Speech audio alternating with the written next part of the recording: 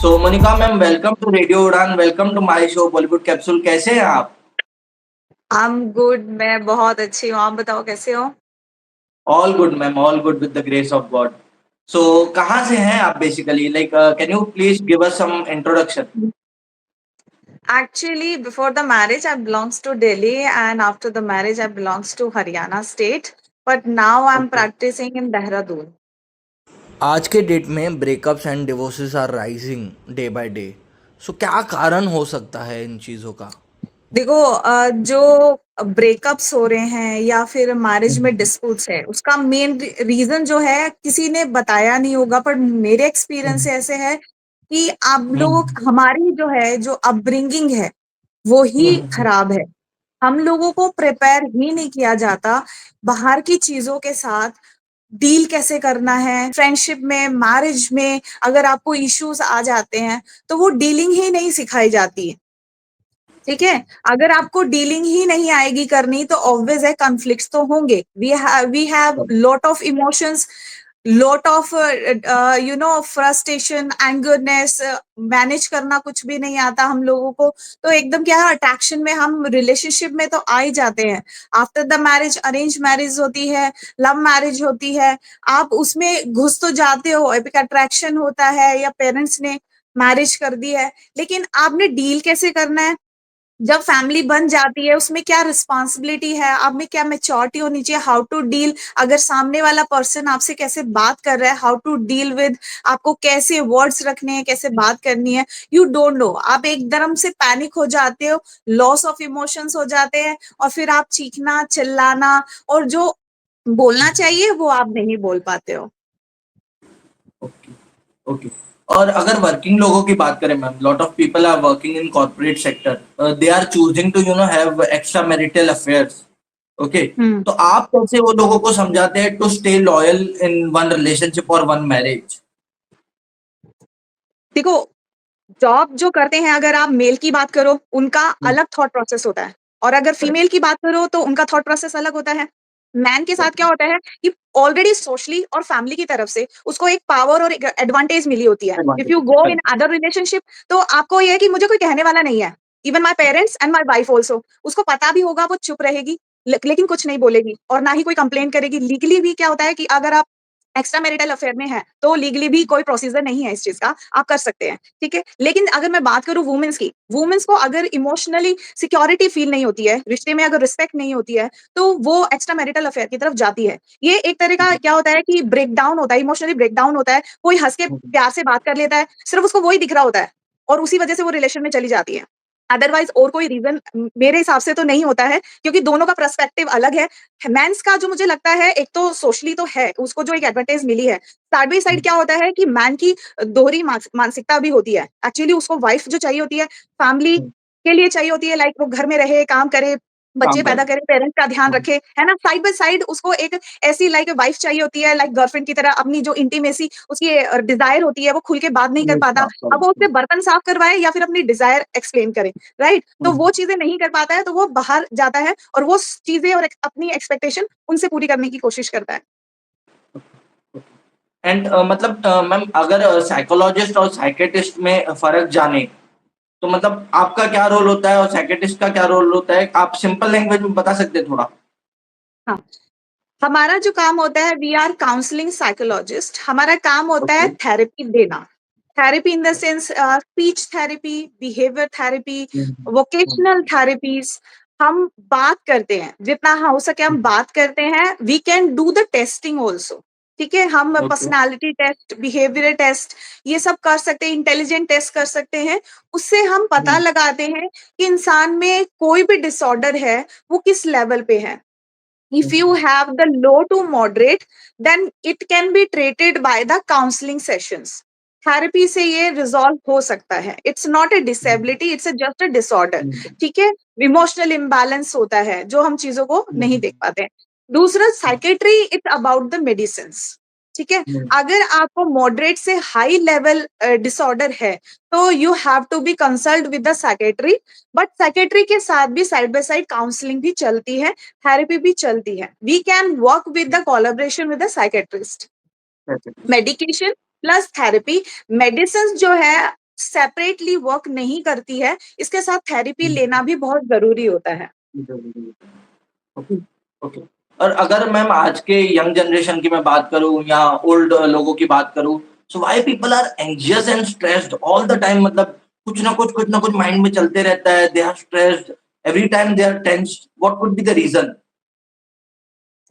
देखो, स्ट्रेस तो हर एक की लाइफ में है। कोई हुँ, हुँ, हुँ। ज़्यादा लेता है तो कोई कम लेता है। ऑन योर कैपेबिलिटी कि आप उसको हैंडल कैसे करते हो, कैसे हैंडल है ना? करते हैं? इट्स हाँ। डिपेंड ऑन योर अपब्रिंगिंग, आपने कैसा फेस किया है, आपका कैसा लाइफ़स्टाइल रहा है, आपके पेरेंट्स ने आपको फेस करना सिखाया कि नहीं सिखाया है, आपने चीज़ें लाइफ में फेस की है कि नहीं की है। जब आपके अंदर हुँ, हुँ। फेस करने की कैपेबिलिटी नहीं होती है, तो you hmm, hmm. Face the stress, anxiety, है हुँ, ना? हुँ। इमोशनल आप इम्बैलेंस हो जाते हो, हाई इमोशंस होता है, तो ये सब हुँ, चीज़ें हुँ। हो जाती हैं।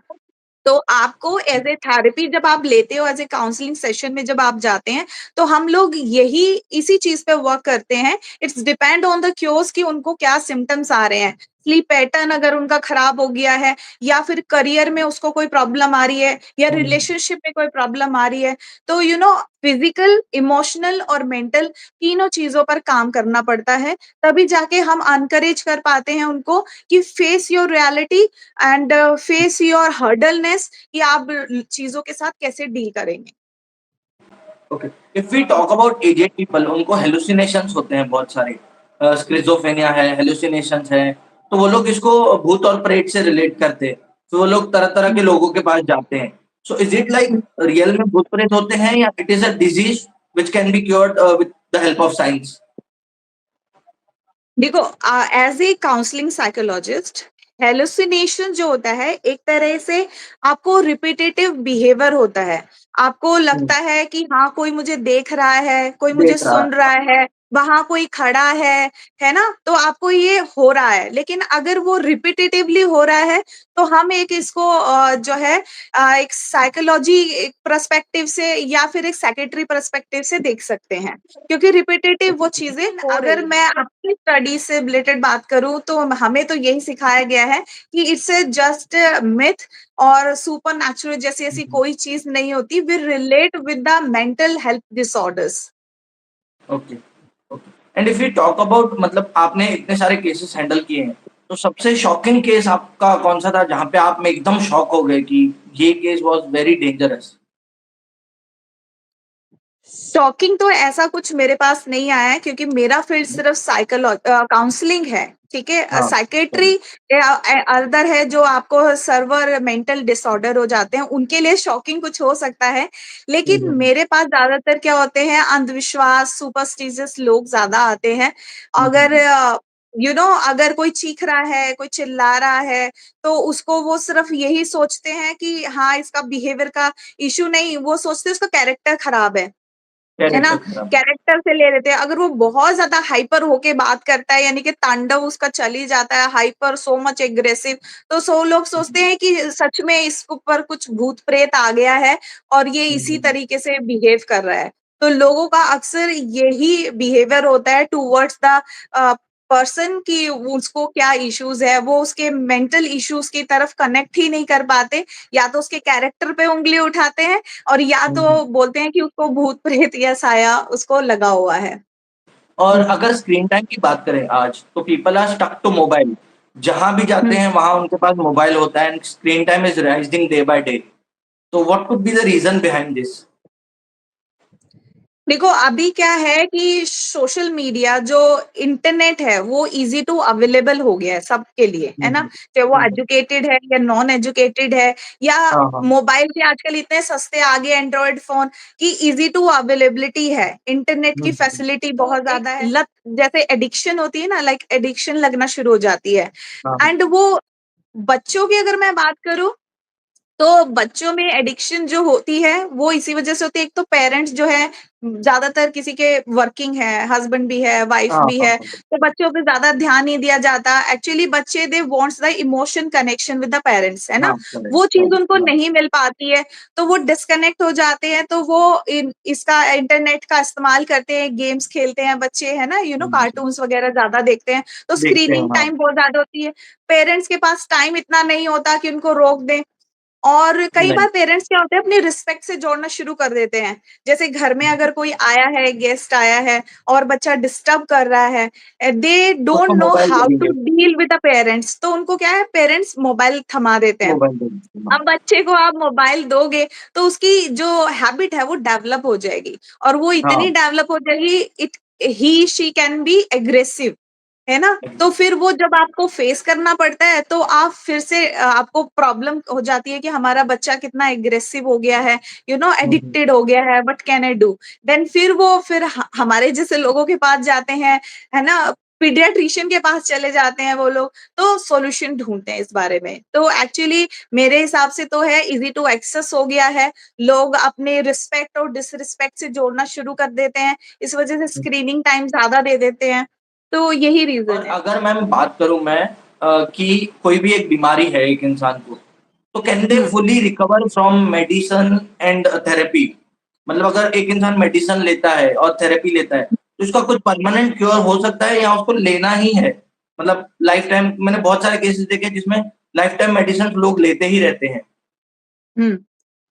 देखो लाइफ टाइम क्योर जो है, परमानेंट क्योर जो है, वो हम श्योरली नहीं कह सकते हैं। It's depend on the severity of the health disorder, है ना? कि आपको कैसा डिसऑर्डर है।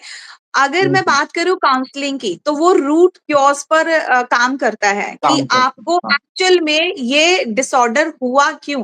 किस लिए हुआ? और हम उसमें एबिलिटी डेवलप करने की कोशिश करते हैं। They face their reality and their issues, ठीक है? और जो साइकियाट्री होती है, वो सिम्पटम्स को यानी कि काम डाउन करने की कोशिश करता है, नॉर्मलाइज़ करता है, ठीक है? तो जो सिम्पटम्स को कम करते हैं, वो साइकियाट्री करते हैं और रूट कॉज़ पर जो है काउंसलिंग साइकोलॉजिस्ट करते हैं। तो दोनों मिलाकर जो है कि मैनेज करना आ जाता है एक पर्सन को कि अपने डिप्रेशन से, अपनी एंग्ज़ायटी से वो कैसे डील कर सकता है, कैसे मैनेज कर सकता है, जो आपको हम्म। हो रही है। बट परमानेंट क्योर हो जाएगा ऐसा कुछ परमानेंट नहीं होता है, बट हाँ, मैनेज करना आप सीख जाते हैं। लेकिन अगर आपको ट्रिगर बार-बार आ रहा है, तो यू हैव टू बी कि आपको डील करना सीखना पड़ेगा उसके लिए। लेकिन आप परमानेंट क्योर की तरफ जाएँ, जैसे कि अगर किसी को हेलुसिनेशन हो गया है या फिर उसको हम्म। ओसीडी की इश्यूज़ हो गई है, तो मेडिकेशन चलता है, लेकिन कोई ऐसे बताता नहीं है। बट एक बार आप मेडिकेशन पे चले गए, तो चले मतलब गए तो उसको वो चले गए, लाइफ हाँ। टाइम रहना ही है। बट हाँ, आप मेडिकेशन और थेरेपी से इतना कर सकते हैं, आपको सामने वाले को पता नहीं चलेगा कि उसको ओसीडी का इश्यू है। वो ओके। नॉर्मल ही लगेगा, लेकिन सिम्पटम्स उनको फिर भी होते हैं। ओके। ओके।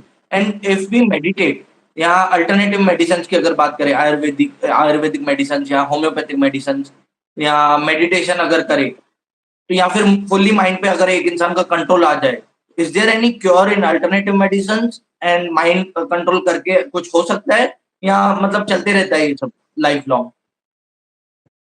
देखो, अगर बहुत सर्वर उसको मेंटल हेल्थ इश्यूज़ है, हम्म। तो उसका क्योर का जैसे मैंने पहले आपको बताया है परमानेंट कोई इलाज नहीं है, बट आप करेक्ट। मैनेज करना उसको सीख सकते हो, ठीक है? लेकिन करेक्ट। अगर आपको लो टू मॉडरेट लेवल का है, तो आप उसको पूरी तरह से क्योर भी कर सकते हो विद द थेरेपीज़, ठीक है? तो ऐसा नहीं है कि परमानेंट उसका क्योर मैं ये होगा। पूछ रहा था कि इसका परमानेंट क्योर है, और दूसरा तो अल्टरनेटिव मेडिसिन अगर हम लोग आयुर्वेदा में जाएं या होम्योपैथिक मेडिसिन में हाँ, जाएं हाँ, या हाँ, मेडिटेशन करें। हाँ। मेडिकेशन जो है उसमें कोई परमानेंट इलाज नहीं होता है। जो ये एक तरह का मेंटल, मैंने आपको बोला मेंटल डिसऑर्डर है।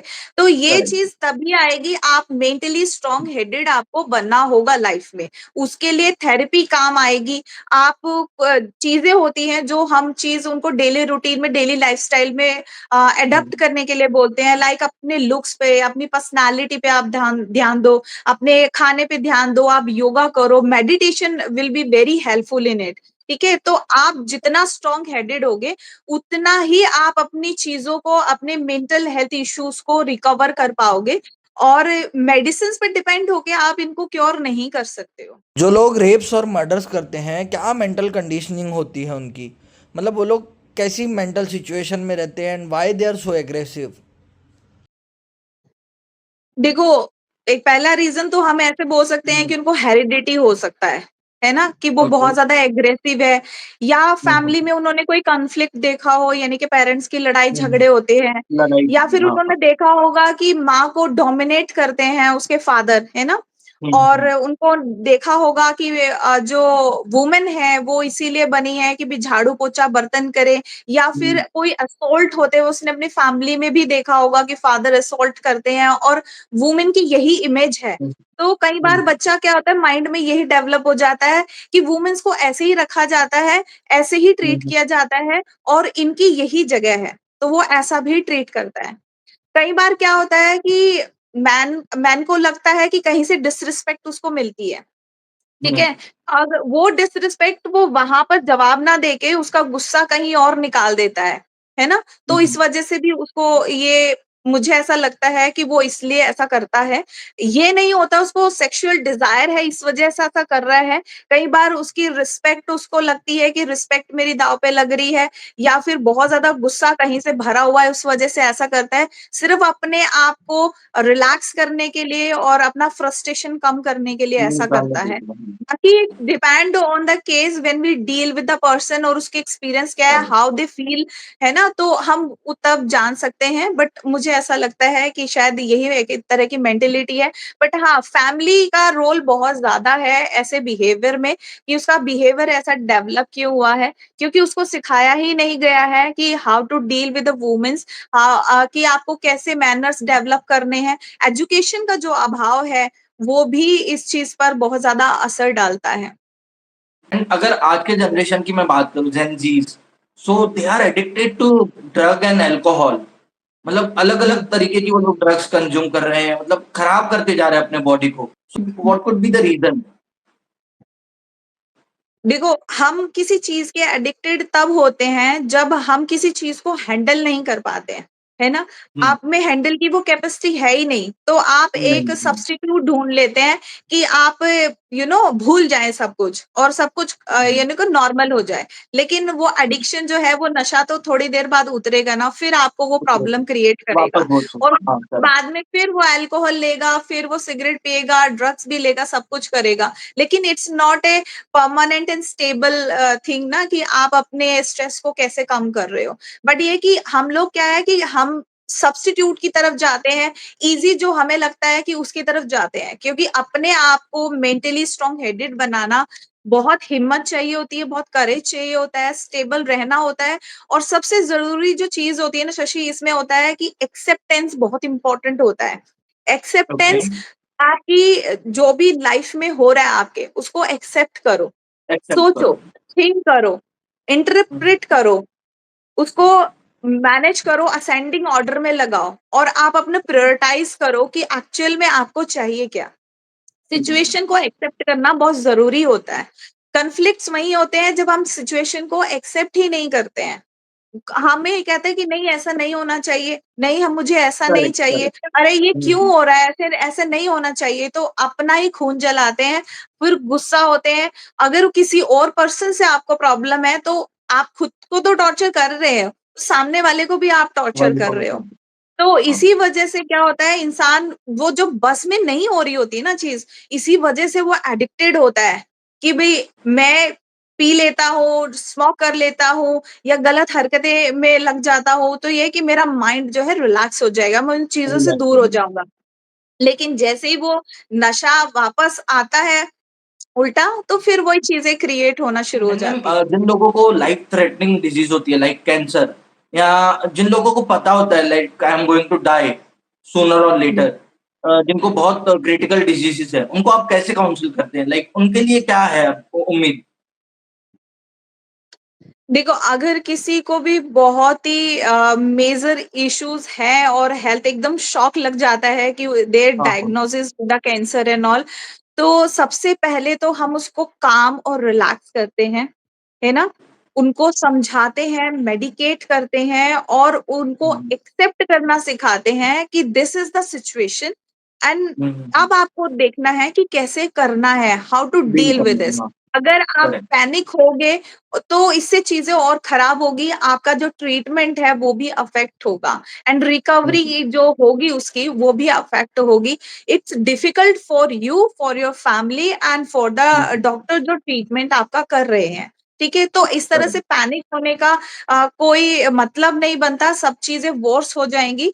तो सबसे पहले हमारा काम ही होता है, अगर अगर हम किसी ऐसे पेशेंट से उनकी इमोशनल थेरेपी देते हैं, पेन मैनेजमेंट उनको सिखाते हैं, तो सबसे पहले हम उनको काम और रिलैक्स करना सिखाएंगे।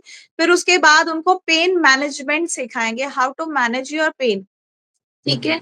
उनके साथ काउंसलिंग एंड थेरेपी करेंगे, उनको एनकरेज करेंगे, उनको लाइफ में और आगे आपकी पोटेंशियल क्या है, उसके बारे में उसको एनकरेज करेंगे, आपका पोटेंशियल क्या है, डील विद इट। ठीक है? या तो करो या तो मरो, इस तरह की सिचुएशन उनको बताई जाती है, समझाई जाती है कि डील करना, फेस करना है, भागना नहीं है। अपने आप को मेंटली अगर आप स्ट्रांग करोगे, then you can cure with it, है ना? तो इन सब चीज़, इस तरह का हमारा प्रोसेस रहता है। एंड मैम अगर आज की बात करें तो why people are scared to discuss about mental health? लोग डॉक्टर के पास जाने से डरते हैं या अपने आप को कोई भी डिसऑर्डर है वो एक्सेप्ट करने से भी डरते हैं कि मैं ऐसे हो ही नहीं सकता। तो मतलब हाँ, ये क्यों है ऐसे? हाँ। वो एक्सेप्ट इसलिए नहीं करते हैं क्योंकि उनको ये लगता है कि सामने वाला मुझे पागल कहेगा। करेक्ट। सोशली एक्सेप्टेंस ही नहीं है ना इस चीज़ की, क्योंकि अगर कोई सामने वाला चीखता है, चिल्लाता है और बाद में उसको रियलाइज़ होता है, यार मैंने ये जो बिहेवियर किया ना, ये बहुत गलत था, मुझे नहीं गलत करना है। चाहिए। लेकिन फिर भी उससे मैनेज नहीं हो पा रहा है, वो बार-बार फिर ट्रिगर हो रहा है, वो फिर बार-बार उसके साथ हो रहा है। तो इट मीन्स कि ही या शी नीड्स द कंसल्टेशन, उसको काउंसलिंग की ज़रूरत है और उसको ज़रूरत जाना है। चाहिए। वो रिस्ट्रिक्टेड इसलिए होता है क्योंकि सोशल एक्सेप्टेंस ही नहीं है। अगर उसके फैमिली, फ्रेंड्स में पता चल जाता है, तो वो एक बुलिंग का ऑप्शन सा बन जाता है कि लोग मुझे बुली करेंगे, लोग बुली मुझे करेंगे। चिढ़ाएँगे कि अगर हाँ, यार तुम्हारा मेंटल हालत ठीक नहीं है, तो वैसे ही वो उसका बिहेवियर ऐसा हो गया है और दूसरा हुँ। लोग उसको बुली करेंगे, तो वो चीज़ें और ज़्यादा वर्स हो जाती है। तो उनको मेंटली कैसे स्ट्रॉन्ग रहना ये बहुत ज़रूरी है, इसी वजह से लोग एक्सेप्ट नहीं करते, तो इस वजह से ऐसा होता है। ओके। एंड अगर हम लोग मेडिटेट करते हैं तो कुछ टाइम कुछ हुँ, घंटे तो बहुत अच्छा लगता है। बट हुँ। उसके बाद वापस हमारी मेंटल कंडीशनिंग वैसे ही हो जाती है, स्ट्रेस, एंग्ज़ियस एंड ऑल। तो क्या मतलब बार-बार मेडिटेशन को लाइफ लॉन्ग मतलब लाइफ़स्टाइल का एक पार्ट बनाना चाहिए और like how it is? Meditation बहुत अच्छी चीज़ होती है, लेकिन डिपेंड कि मेडिटेट कैसे करना है, वो आपको पता हुँ, होना हुँ। चाहिए। ठीक है? जब हुँ, आप हुँ। मेडिटेट करें, तो आपको पीस फ़ील करना है, रिलैक्स फ़ील करना है, प्राउड फ़ील करना है। आपको फ़ील करना हुँ। है कि आपसे अच्छा कोई नहीं है, सही आपसे हाँ। ज़्यादा बड़ा फाइटर कोई नहीं है। आपको ये फीलिंग रखनी होती है। इस तरह का मेडिकेशन आप सॉरी मेडिटेशन करोगे तो आपको बहुत हेल्पफुल रहेगा। तो आपका जो प्रोसेस होता है ना मेडिटेशन करने का वो बहुत इम्पोर्टेंट होता है। It is very helpful to become the strong mentally. बहुत हेल्प करता है इस चीज़ में। और आपने जो दूसरा क्वेश्चन बोला लॉन्ग लाइफ का हिस्सा बनाना है, ऑफ कोर्स इसको लॉन्ग लाइफ अपने लाइफ का एक हिस्सा बनाओ, क्योंकि जो खाना आपकी नेचर कॉल होती है, आप खाना है, पीना है, मनी है, इसी तरह से आपका लाइफ़स्टाइल, आपकी डाइट, आपका खाना, आपके बॉडी, आपकी खुद की ज़िम्मेदारी है इसको फिट रखना मेंटली, फिज़िकली, इमोशनली, और इसको अपनी लाइफ का एक हिस्सा बनाओ। It is very important. क्या वो सिचुएशन होती है कि पता चले इंसान को कि अब डॉक्टर की ज़रूरत है, ये स्टेज पे अभी डॉक्टर चाहिए हमें? मतलब मेंटल हेल्थ की अगर मैं बात करूँ तो? हाँ, अगर हम नॉर्मल चीज़ों की बात करें, जैसे आपको बात-बात पे गुस्सा आ रहा है ना? हुँ, तो बिहेवियर जो इश्यूज़ होने शुरू हो जाते हैं आपको, है ना? या हुँ, आप चीज़ें भूल रहे हो रख के, या हुँ, फिर आपको बार-बार ये लगता है कि अरे मैंने लॉक किया कि नहीं किया, गैस बंद किया नहीं किया, या फिर आपको एंगर इश्यू है, छोटी-छोटी बातों पे आप ट्रिगर हो रहे हो, कोई बात ही नहीं है, आपको गुस्सा आ रहा है। तो आपका करेक्ट। एक ये पॉइंट होता है कि हाँ, यू नीड द कंसल्टेशन, ठीक है? तो हुँ, हुँ, सबसे पहले एकदम से साइकियाट्रिस्ट के पास नहीं जाना है, आपको एक काउंसलर के पास जाना है, काउंसलर साइकोलॉजिस्ट के पास जाना है, देन दे विल हुँ। रिकमेंड कि आपको मेडिकेशन की ज़रूरत है कि नहीं है, या नहीं है। ठीक है? हाँ। तो यही प्रोसेस होता है, आपको साइकियाट्रिस्ट के पास पहले नहीं जाना, सीधे मेडिकेशन की तरफ नहीं जाना होता है। अगर आपको लो लेवल का है, तो मतलब आप पहले काउंसलिंग लें, दे विल सजेस्ट यू कि आपको मेडिकेशन की ज़रूरत है कि नहीं है। और अगर मैं या मतलब बात करूँ, आज यंग लोगों में हार्ट अटैक और स्ट्रोक्स बहुत बढ़ चुके हैं।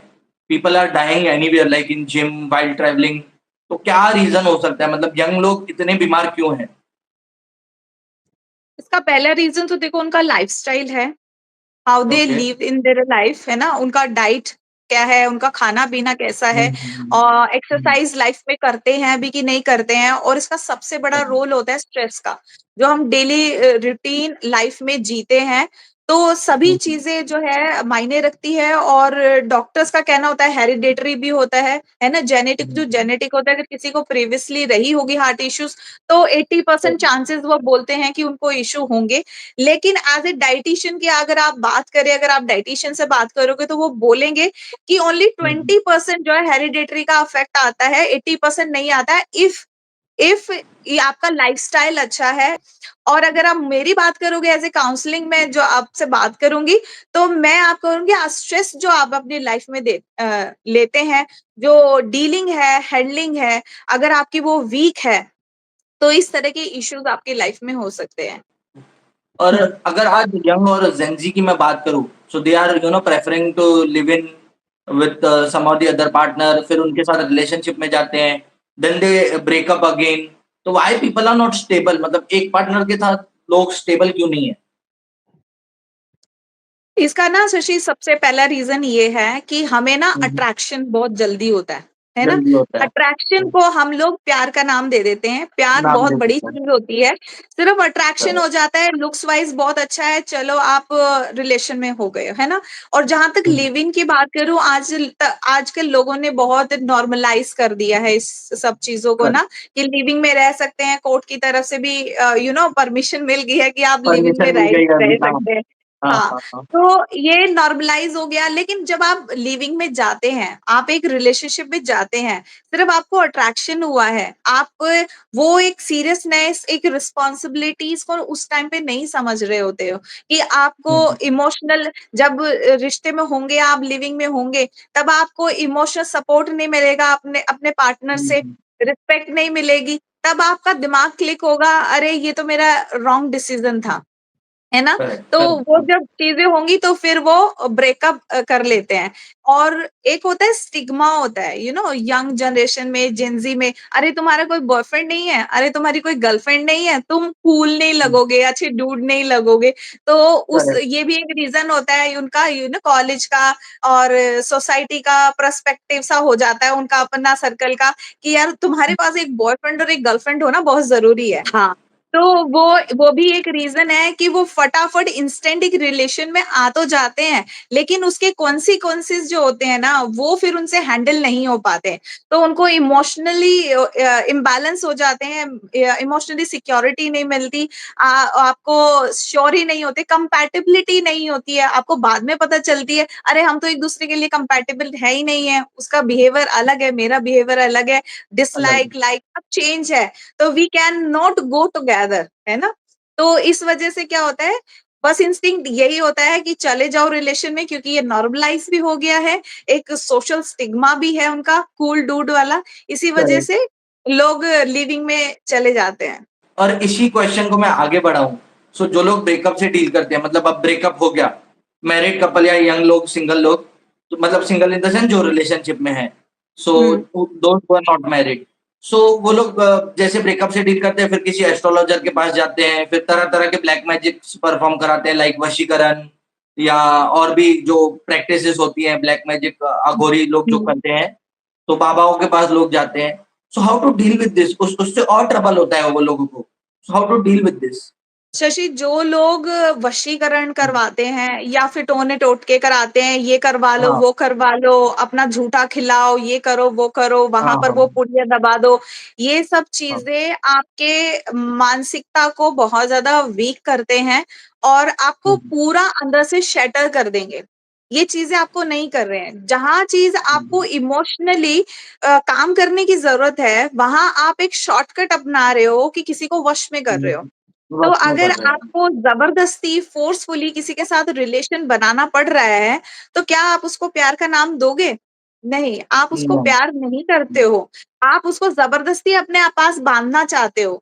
सामने वाले का हम्म, बिहेवियर अलग है, इमोशंस अलग हैं और लाइफ़ को देखने का नज़रिया अलग है, नजरिया आपका अलग है। अलग है, तो ज़बरदस्ती बाँधना ही क्यों है ना? तो ये जो वशीकरण और पंडितों और मुल्लाओं के पास जो लोग जाते हैं, ये अपने हम्म, आप को डिस्ट्रॉय कर लेते हैं। ये आपको भी उतना ही तोड़ेंगे जितना सामने वाले को करेंगे। आपके ऑरे को और दूसरे के ऑरे को बहुत ही खराब करेंगे। तो ये एक शॉर्टकट है, इससे कुछ भी हासिल नहीं होगा। अगर आप टेम्परेरी मान भी लें, कुछ हो भी जाता है, तो वो सस्टेन नहीं करेगा। वो सस्टेन नहीं आपका करेगा। हाँ, अगर आप रिलेशनशिप में आ गए या फिर मैरिज हो गई, तो फिर बाद में कुछ ना कुछ प्रॉब्लम्स क्रिएट होंगी। आपको फिर उस टाइम पे लगेगा काश मैं इस इंसान के साथ ना होता या काश मैं इस इंसान के करेक्ट। साथ ना होती तो ज़्यादा अच्छा होता, है ना? तो रिग्रेट हमें बाद में होता है। तो हमें कभी भी शॉर्टकट की तरफ नहीं जाना है, चाहे वो एडिक्शन हो किसी चीज़ की या फिर आप किसी भी पंडितों, मुल्लाओं के पास जा रहे हो। आप देखो पूजा-पाठ करो, ठीक है? अपनी शांति के लिए मैं देखो पावर ऑफ अट्रैक्शन में विश्वास रखती हूँ। जो आप अट्रैक्ट करोगे, वो ही आपके साथ होगा। अगर आप नेगेटिविटी और नेगेटिव चीज़ों को अट्रैक्ट करोगे, तो वही चीज़ें आपके साथ होंगी। अगर आप करेक्ट। पॉज़िटिव रहेंगे, तो आपके साथ सब कुछ पॉज़िटिव होगा, ठीक है? लाइफ़ में चीज़ें 2 ही काम करती है, या तो पॉज़िटिविटी और एक एक्सेप्टेंस, ठीक है? अगर आपको करेक्ट। एक्सेप्ट करना आ जाता है चीज़ों को, तो आप डील कर लेते हो, ठीक है? और पॉजिटिव रहते हो। अब छोटी-छोटी चीज़ों में लोग कहने लगते हैं, "अरे! मेरे साथ ये हुआ, पक्का किसी ने कुछ कराया होगा।" है किया ना? कराया होगा। ऐसा हाँ, कह देते हाँ, हैं, है ना? हाँ। अगर मेरा बार-बार करियर में लॉस हो रहा है, पक्का मेरे बारे में कोई कह रहा है, कोई गाली दे रहा है ना? गाली तो देना। ये हम क्या होता है कि टेम्परेरी ट्रांसफर कर देते हैं अपने स्ट्रेस को किसी दूसरी डायरेक्शन में, लेकिन ये करेक्ट। परमानेंट इलनेस नहीं है।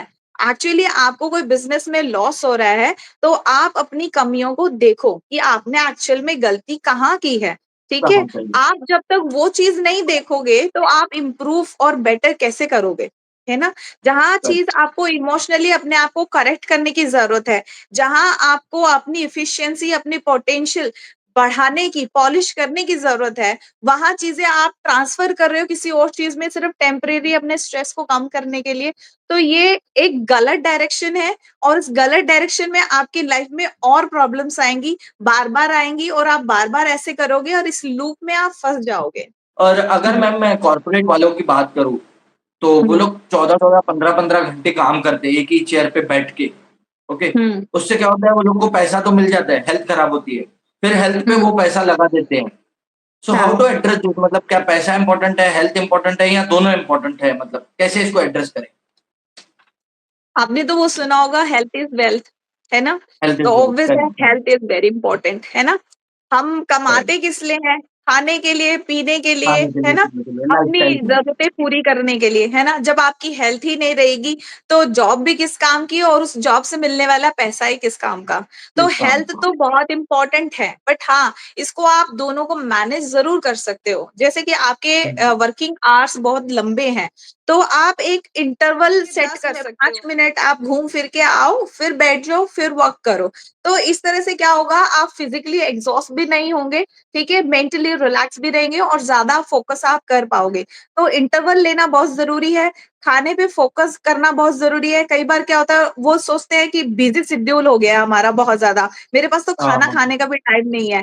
तो इस टाइम चीज़ नहीं को है। आप इग्नोर मत करो। एक्चुअली क्या होता है कि जो चीज़ हम मेहनत नहीं करना चाहते ना, उसी के ही एक्सक्यूज़ बनाते हैं। जब आपको करेक्ट। लगेगा कि physical health is very important, तो आपके पास वक़्त होगा हेल्दी फूड खाने होगा, का। हाँ, आप खुद हाँ, भी कुक करेक्ट। करके खा लोगे, आपकी घर की फीमेल्स ना भी बना के दे, तो आप एक सैलेड बना के अपने काट के रात को फ्रिज में रख सकते हो, उठा के लंच बॉक्स में लेके जा सकते हो, है ना? इतना आप कर लोगे। ज़रूरी जो चीज़ हमें लगती है, हम इंस्टेंटली कर लेते हैं। जो हमें ज़रूरी नहीं लगती है, तो वो हम नहीं करते हैं। कई बार हमें क्या होता है कि पैसों का फ्लो हमारे पास होता है। अरे मेरी पॉकेट में पैसे हैं, चलो बाहर से मँगा के मैं खा लेता हूँ। तो क्या होता है हाँ, ये ईज़ी लगता है। Easy correct. लगा हाँ, हाँ। काम करना मैनेज आपने किया नहीं, आप बर्डन पूरा ले रहे हो, अरे बॉस ने मुझे बहुत ज़्यादा काम दे रखा है, मुझे वो करना ही करना है ना? तो वो हुँ, हुँ। प्रेशर अपने माइंड में ले लिया आपने। अब आपने सिग्नल जो है वो गलत सेंसरी की तरफ पहुंचाए, राइट सेंसरी की तरफ नहीं पहुंचाए। आपने क्या करेक्ट। है कि काम लिया उसको एक एबिलिटी, एक एफिशिएंसी की तरफ ना लेकर आपने उसको बर्डन की तरफ ले लिया। तो सही तरीका ये है, आप अपने इंटरवल सेट करो, अपनी फिजिकल हेल्थ को इम्पोर्टेंस दो, अपने खाने पर ध्यान दो, थोड़ा वक्त निकालो। जिस तरह से स्लीप इम्पोर्टेंट है, जिस तरह से वॉशरूम जाना इम्पोर्टेंट है, इसी तरह से अपना फिजिकल हेल्थ भी इम्पोर्टेंट, हेल्थ भी अगर आप इम्पोर्टेंट। समझ लोगे तो आपको ज्यादा मुश्किल नहीं लगेगा। एंड अगर बच्चों की बात करें तो बच्चों में आजकल हाइपर एक्टिव होना, ऑटिज्म होना या मॉमी इशू, इस तरह का इमोशनल इम्बैलेंस उनमें कॉमन है, देखा गया है आजकल। या जी। मोबाइल से एडिक्शन, मोबाइल नहीं मिला तो प्रॉब्लम क्रिएट करना उनका। तो ये इसके पीछे क्या वजह है? लाइक बच्चे भी आजकल एग्रेसिव हैं, ऐसे क्यों? देखो, ऑटिज्म जो है ना आजकल बहुत इंक्रीज हो रहा है, और स्पेशली चाइल्ड साइकोलॉजिस्ट जो होते हैं, और स्पेशल स्पेसेस बने होते हैं जो ऑटिज्म जो बच्चे फेस कर रहे हैं उनको बिहेवियर एक्टिविटीज कराई जाती है, काउंसलिंग यानी कि स्पीच एक्टिविटीज कराई जाती है ताकि इस चीज को ओवरकम कर सके। ऑटिज्म कोई डिसऑर्डर नहीं है, सिर्फ एक न्यूरोलॉजिकल एंड डेवलपमेंट डिसऑर्डर है। तो ये कवर किया जा सकता है, और ये सिम्टम जो है 2.5 साल के बाद ही बच्चों में दिखना शुरू हो जाता है। थोड़ा बहुत अगर है, ज्यादा एविडेंट नहीं है, तो विदाउट मेडिकेशन ये ठीक किया जा सकता है, इट्स अ रिकवरेबल। ठीक है, लेकिन अगर बहुत ज्यादा सिम्टम्स आ रहे हैं, क्विक क्विक आ रहे हैं, तो मेडिकेशन भी इसके साथ हो सकता है, साइकेट्रिस्ट इसके लिए मेडिकेशन भी रिकमेंड कर सकता है। ठीक है, तो ऑटिज्म का जो रीजन है, एक तो मदर में कई बार क्या होता है, डिलीवरी या प्रेगनेंसी के टाइम में अगर उसको कुछ इन्फेक्शन है या उसको बीपी का या फिर शुगर का कोई इश्यू है, तो हो सकता है उसमें ऑटिज्म है। लेकिन ऐसा कुछ यू नो श्योर नहीं है कि ऑटिज्म होने के रीजंस क्या हैं। ठीक है, हेरिडेटरी भी हो सकता है कि अगर पीछे किसी को ऑटिज्म रहा है मदर या पेरेंट में, तो हो सकता है, ऐसे देखा जाता है। लेकिन ऐसा परमानेंट ऐसा कुछ है नहीं कि इस वजह से ही ऐसा होता है, बट इट्स ए रिकवरेबल। आप स्पीच थेरेपी से, आप बिहेवियर थेरेपी से, आप उनको वोकेशनल थेरेपीज देकर और ढेर सारा पेशेंस रखकर आप डील कर सकते हैं और उसको रिकवर कर सकते हैं। और इस ये जो ऑटिज्म की जो चीजें हैं बहुत ही सीरियस मैटर है, और पेरेंट्स इसको सीरियस भी नहीं लेते। सबसे बड़ा रीजन ये होता है कि बच्चा अगर बहुत ज्यादा एग्रेसिव हो रहा है ना, किसी चीज के लिए जिद कर रहा है, 11 साल 12 साल का बच्चा लेट गया जमीन पर कि भाई मुझे ये चाहिए चाहिए, तो पेरेंट्स उसको कहते हैं इसको बहुत प्यार मिल रहा है ना, इसी वजह से ये बहुत ज्यादा जिद्दी हो गया उनको है मारने ना। लगते हैं।